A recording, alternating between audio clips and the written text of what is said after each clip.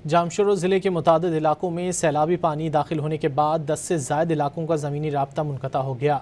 मकीन पानी पर अपनी आमदोरफ्त जारी रखे हुए हैं। मज़ीद जानते हैं डॉन न्यूज़ के नुमाइंदे राशिद शेख से। राशिद, बताइए क्या सूरत हाल है? जी बिल्कुल, हम इस वक्त जामशेदपुर के इलाके बुड्ढापुर में मौजूद हैं। ये बुड्ढापुर का इलाका है। इस तरफ जो है कई 20 से 25 ये देहाती इलाके हैं जहाँ पर अभी भी लोग यहाँ पर मौजूद हैं।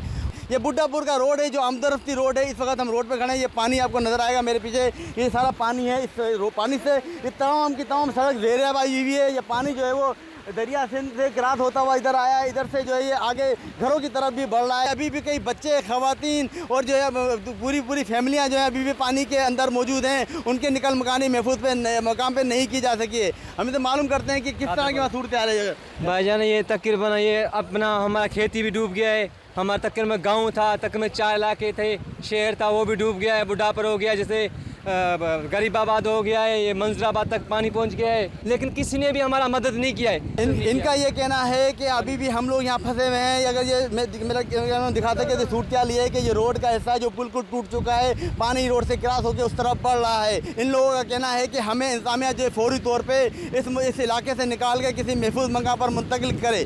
जी शेख, बहुत शुक्रिया इन तफसीलात के लिए।